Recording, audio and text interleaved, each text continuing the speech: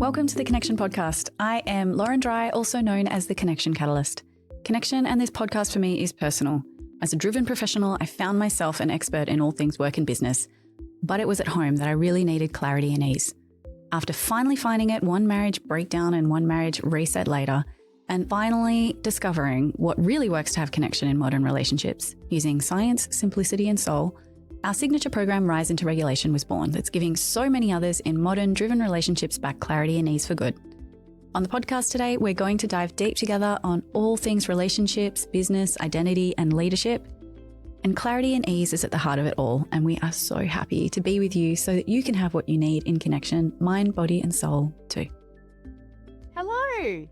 We are going to hang out today and talk about, in the Rewiring series of the podcast, the moment that the pattern actually breaks, what it looks like, what it feels like, and how you'll know that it's happening, as opposed to it being some really cool concept that you've seen on Instagram that may feel impossible when you are in the thick of it and it seems like things are never going to change. I am here to tell you they absolutely do.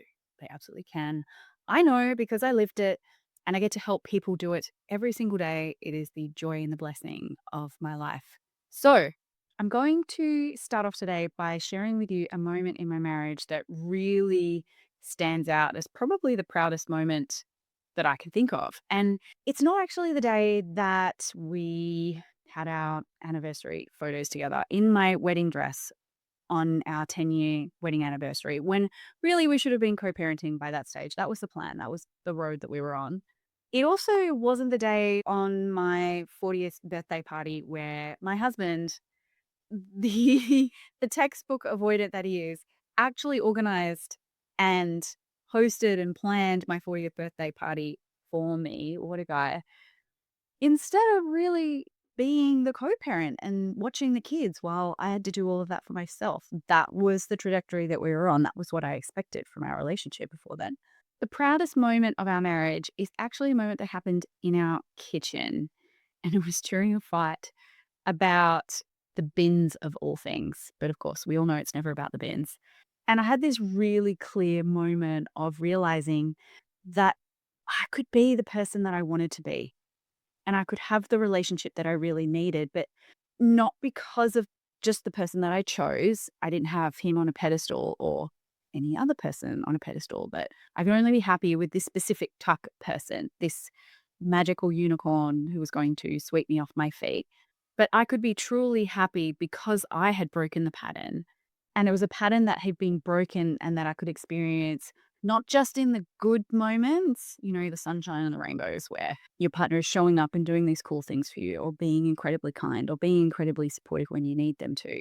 It was actually in the yuck, in the middle space where it's not as pretty, it's not as obvious, but it's the relentless repetition of those disconnected moments, or the broken trust, or the resentment, or the betrayal, or the dysfunctional communication that just seems to keep happening again and again. Noticing that was broken, that was what made me realize that we could get through anything, because I needed safety in those little moments. It wasn't the big stuff. The big stuff, it's almost like, okay, you realize that something intense or exhausting or life-changing is happening, and almost you rally together. And when things are going really, really well, you know how to appreciate it, maybe even soak it in. But there's like a sneaky voice at the back of your head saying, just wait until something goes wrong. And so when something went wrong that was unexpected, but that also felt really familiar, and I was able to show up as the person that I really needed to be, and it did stop everything in its tracks in the best way possible, that was when I know the pattern had really broken. And that meant everything to me. It really did, because the pattern doesn't usually break in some movie style Avengers breakthrough. It really does break in the tiny moments where you do get to notice that you've become who you always wanted to be, and you get to have the relationship that you've always wanted, because everything that you've done and the way that you've shown up for yourself has really worked. And that's joy. That's relief. That's what I felt. It was relief and freedom from your old patterns and freedom from your nervous system programming. That's cool. And that's what we're going to go over today. Now, the moment that I'm talking about in our kitchen, started when I was about to host an event in my house. And so we had a ton of people coming over. And I started to go into the zone of, and please let me know if you relate to this because this is real. I started to go into my slightly not so subtle slide into the rage clean mode where I had my teeth gritted and I was getting things done, but it was so obvious that you had to get out of my way so I could get things done or the spiral was going to happen. And so I want to take accountability for that. That is something that we all can really work on and make sure we're taking care of our nervous system so that doesn't happen. But what I was used to in that moment was that I might start the dance or he might start the dance, and there might be some little moment where things went wrong, but the other person would feed into it. And prior to this, we'd started working on different ways to communicate, or I certainly had. And I had my non negotiable emergency phrases and the whole Connected Boundaries Bible, which is covered in another episode. And I'll put that episode in the show notes if you want to refer to it. But that had helped my husband to step up because I wasn't letting the relationship kind of divulge into this mess. And being that person was allowing my husband to step up. So what happened in this little rage clean moment? And whenever I tell this story, I can't quite exactly remember what triggered this, but I think it was something to do with the bins not being out. So let's say that that's exactly what happened. I was cleaning, I was getting things done, and I was having to walk around this bin that just needed to go outside into the big bins so that I could continue cleaning the house and getting everything done because we had people coming over and it had to be done. And so as I was huffing and puffing throughout the kitchen, trying not really to let anyone know that I was in as much of a mood as I was, although it was probably very clear, my husband walked past the kitchen and I must have said something along the lines of, "Can you just take the bins out already? I've asked you 100 times, or it's supposed to be done." I don't remember the specific phrase, but let's just say it could be any of the mix of the above. And I've snapped. I've not talked nicely or kindly.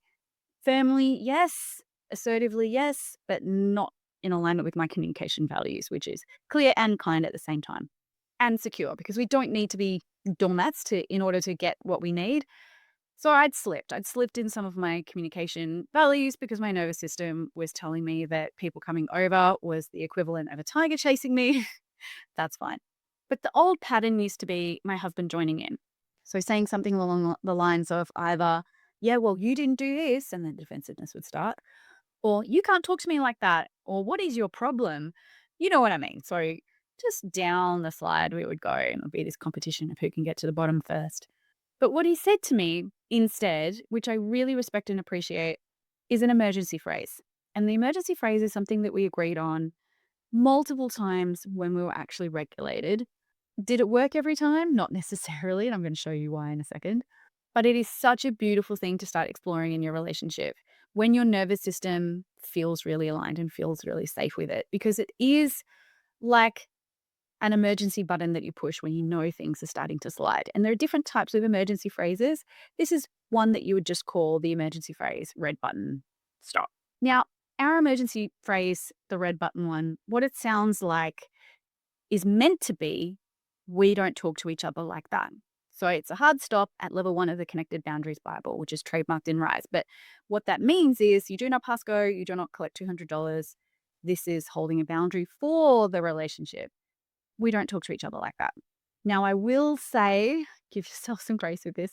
Half the time, what we manage to achieve is don't talk to me like that, which is not as perfect as we don't talk to each other like that, but it's still within the realms of supportive, clear, and something that we agreed on is okay to say. Now, you would expect in that moment that I pause, I stop talking, I listen, and I take a breath before responding.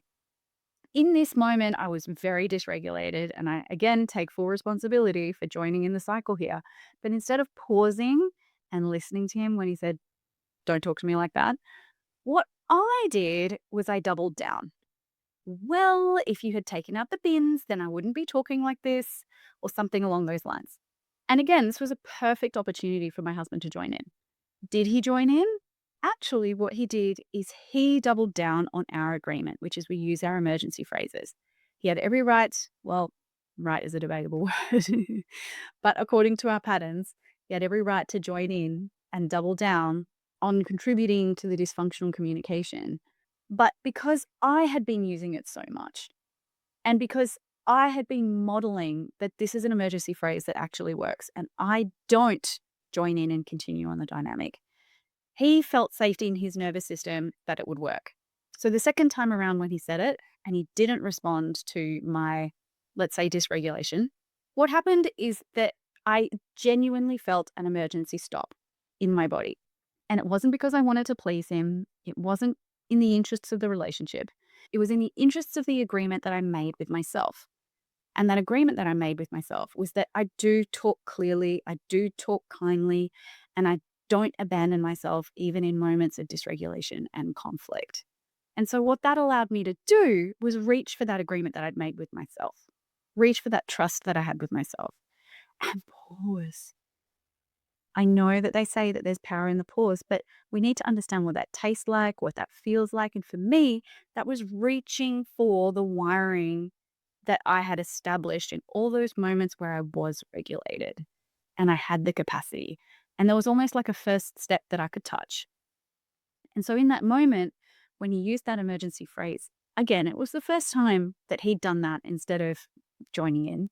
I felt like a bell go off in my chest of, oh, this is that moment where I get to choose. And yes, in that moment, what I chose, first of all, was just to hold my lips together and go, oh, but it was a gentle reminder for myself of don't abandon yourself. Don't abandon who you are. Stay with yourself. This is not an emergency. And I was able to believe that as opposed to seeing all these inspiration photos and videos and tagline bits of information that I would see on the internet about how you're supposed to pause. I genuinely felt it in that moment. And I counted to 10. I know, counting to 10. That's another internet phrase, but I did. I remember counting in my mind. And then I took a deep breath in. I recognized I didn't have the capacity for a deep and meaningful conversation. And so all I said was, sorry, can you please take the bins out? And he said, sure.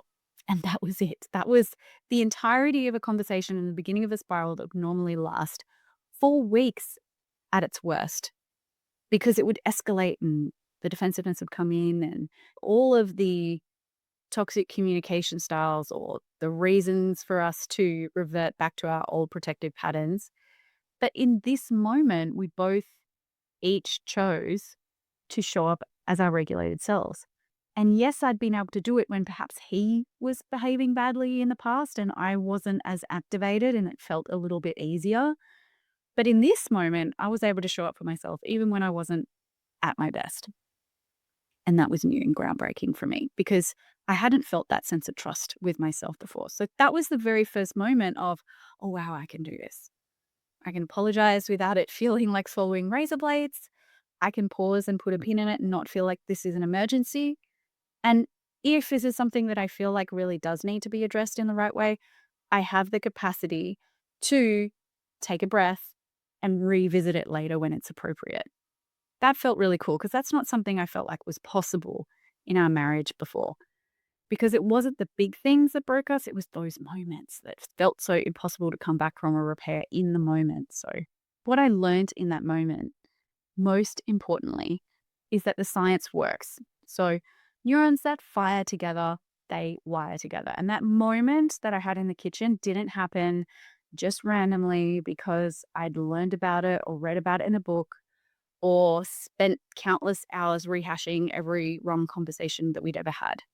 There were moments in time that I'd built, like learning how to play soccer. I'd done the training and I did it in a way that didn't feel overwhelming, shameful, or exhausting. I did it in a way that really supported my nervous system. And I was able to repeat these patterns for my own self, for my own wiring, not for my husband's benefit, because that would be self abandonment. And so when it came to the crunch and it came to the time that I needed to access it, it felt doable. Yeah, there was a tiny hiccup at the start. But that was the first moment that where I really was able to pause and go, oh my gosh, I'm doing this. This is working. I don't need to feel like it's a battle between him doing something wrong or me getting something wrong. I get to choose my own self, even when it's challenging, even when it's hard. And I'm not doing this to keep him or to keep him happy. I'm doing this to continue to trust myself. And even though it wasn't perfect, it didn't happen because that was the first time I tried it. It happened because I had continued to show up for myself in all those other moments where perhaps my husband hadn't been showing up as his best self. And that reflected in the way that he was finally able to use an emergency phrase instead, and I was able to receive it. I didn't wait for him to get things perfectly before I started practicing. And that practice allowed me to feel such a deep sense of self-repair in the moment when I started to go off track. The second thing I learned from that moment is really a tangible picture of the fact that emotional memory is much, much stronger than logical memory. I was able to access those tools and access the ability to do that because my body remembered how to, and my body trusted the signal that I was receiving from my husband and the signal from my own brain because it felt accessible, it felt doable. Unlike the decades of therapy before, where I really knew logically the right thing to do, I just felt too much resentment or frustration or bitterness or lack of trust in myself or in him in the moment to bother using those tools.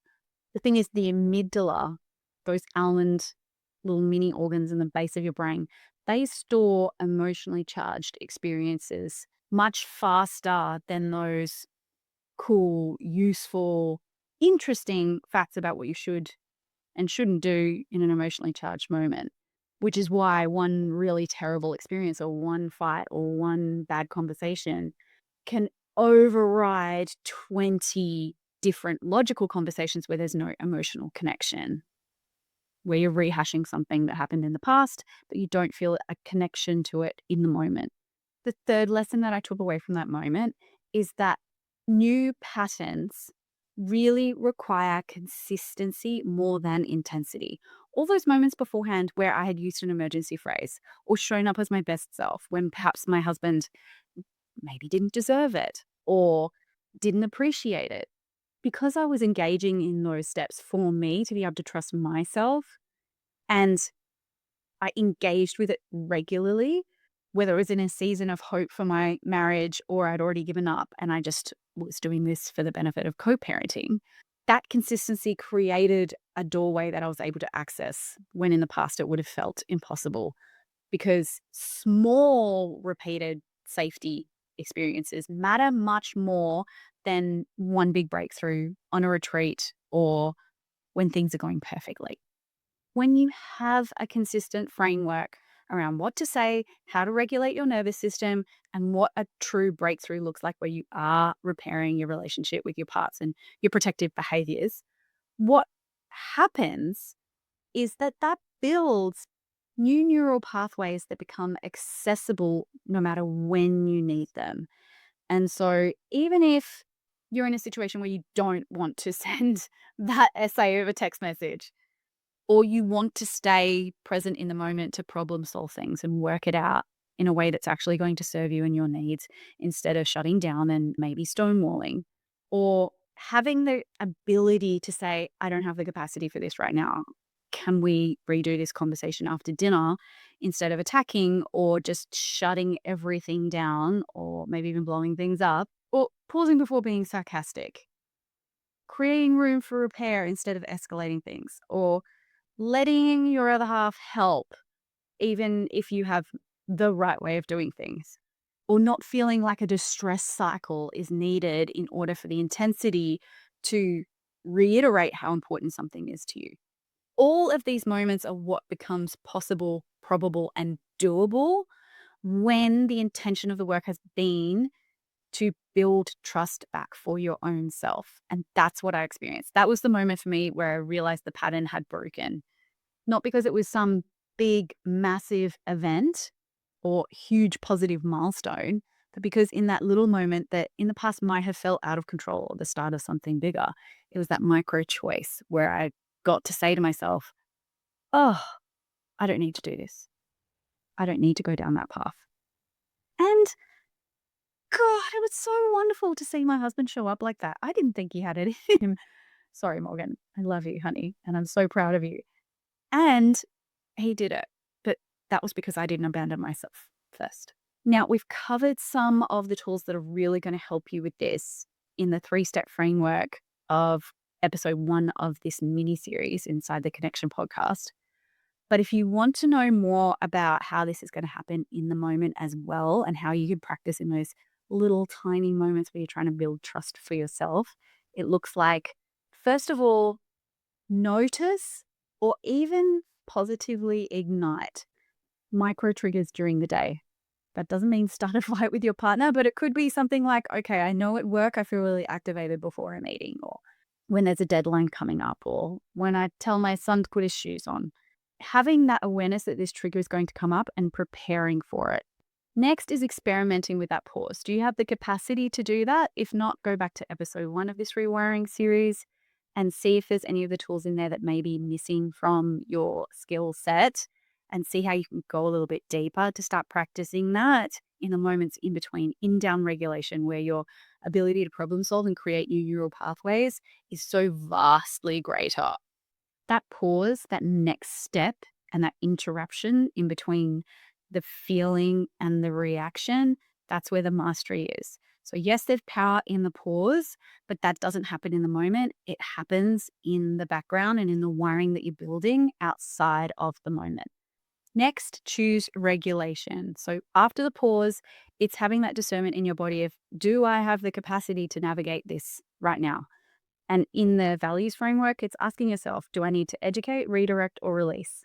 Educate is explaining and being able to solve the problem in the moment because you have the capacity. Redirect is taking a break or changing the subject because your nervous system allows you to, not because you're storing up resentment.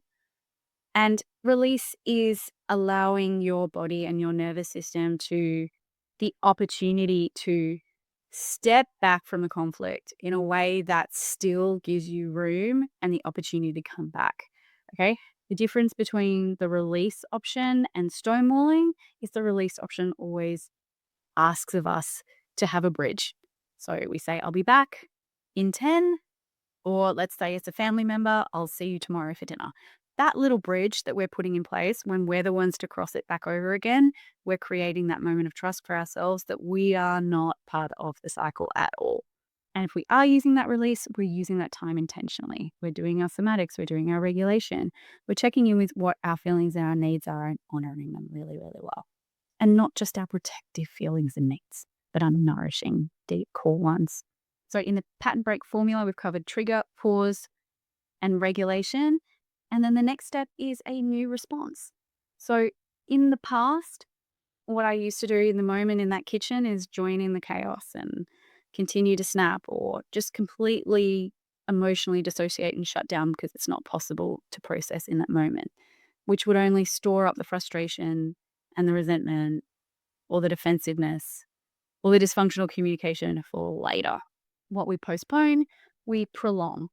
So storing up resentment doesn't actually put a pin in the dynamic or put a pin in the tension or put a pin in the argument. What it does is stores it and allows it to ferment so that it comes back later only to bite you harder. So the new response for me in that moment was actually being able to acknowledge my part in the dance in the moment, on the dot, close the door on it, and move on to problem solving as opposed to coping and dissociating or joining in the conflict. And the last step after trigger, pause, regulation, and new response is repetition. So really looking for those moments where I can repeat those cycles, and whether it is, again, helping my son to put his shoes on or dealing with a work deadline, it's anticipating that trigger coming up and repeating those steps again and again, even if it feels like something small, and especially if it feels like it's something small, because that is where the most powerful shifts can happen and where the ripples last the longest. Now, sometimes when you start to practice these tools, like the pause, for example, it can actually feel fake at first. I want you to picture me in the kitchen, just biting down on my lips, going, not going to say those words. And it can feel like the next step and responding differently doesn't feel authentic. But I want to put it to you that authenticity is not just reacting for every feeling and emotion. It's conscious choice. It's deciding who am I in alignment with my values and then encouraging yourself and giving yourself the right tools to show up differently. So yeah, it might have felt a little fake and forced in that moment in terms of what it looked like to show up as my best self. But as we've covered so often in the podcast, there's a difference between healthy discomfort and unhealthy discomfort. And often when we choose to dissociate, we feel like we're avoiding discomfort altogether, and we're not. We're just choosing unhealthy discomfort, which prolongs the pain or the frustration or the repeating dynamics and the cycles that keep coming back again and again and again. The thing is, the old pattern does feel familiar, and the new pattern might feel uncertain or even fake. But trust yourself, trust what you're working towards. Really have a deep understanding and care for what your values are and who you want to be, because that intentionality will take you there. Remember, the nervous system can interpret unfamiliar safety as unsafe to begin with, but keep going with that relationship with yourself. Keep going with that validation that this is for you, and so you can trust yourself. It's got nothing to do with self-abandonment at all. For so many of us, the moment that the pattern really breaks usually looks tiny or almost unnoticeable from the outside. But that moment, that's what changes generations and generations and generations. That's a legacy that you're passing on that alters not only your life, but your children's life and their children as well. And so I'm celebrating you for being here and beginning that very first step to breaking the cycle and having clarity and ease for good in all of your relationships. I'm so glad you've been here. Please like and subscribe. Share this episode with someone who you think really, really needs it. And if you are looking forward to a really deep reset in a space where you can get support along the journey, please come and join me on Instagram at Lauren_Dry. And feel free to look at the application for our Rise program at the link in the show notes. Most importantly, I look forward to chatting with you more about this over on Instagram and continuing the conversation, seeing how I can help you in those micro moments, because they are the big ones. I'll be with you again soon. Big love.